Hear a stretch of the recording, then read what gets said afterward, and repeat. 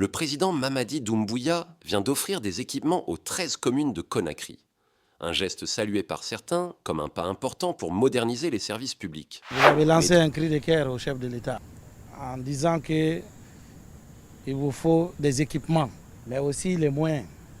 Depuis la fin de l'année passée, les dispositions ont été prises pour faire en sorte que ces moyens qui étaient auparavant logés dans les départements ministériels arrivent directement aux collectivités. On a commencé à faire ça depuis la fin de l'année.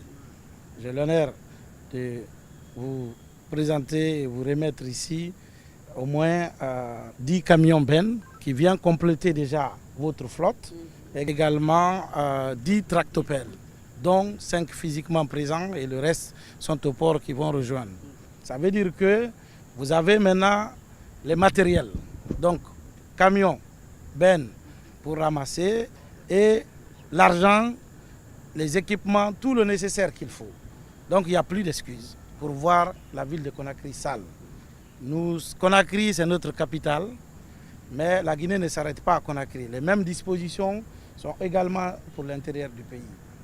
C'est le lieu pour moi d'abord de commencer à vous féliciter, Madame la gouverneure, féliciter aussi les présidents des délégations spéciales, l'ensemble des communes, puisque nous savons que nous avons aussi un héritage lourd.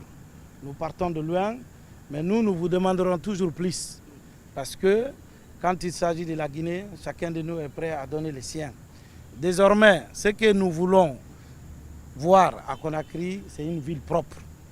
Nous avons récemment procédé à la séparation avec les instructions du chef de l'État des différents départements, notamment le département de l'énergie qui a été séparé en deux avec un département d'hydraulique et des hydrocarbures.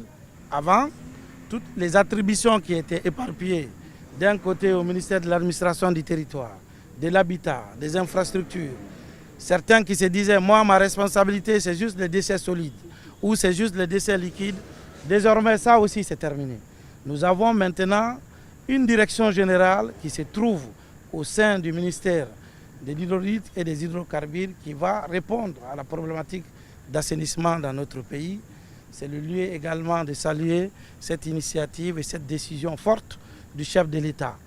Maintenant, ce que nous voulons tout de suite, immédiatement, c'est de démarrer une première opération qu'on appelle Kaloum propre.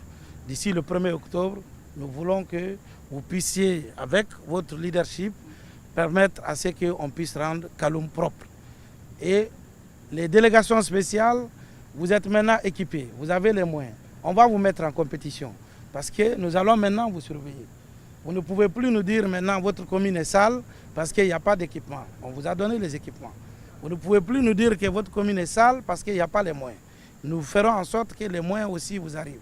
Vous savez que nous rentrons depuis hier dans notre semaine de l'indépendance avec pour thème s'inspirer du passé pour construire le futur ensemble avec notre souveraineté économique assurée.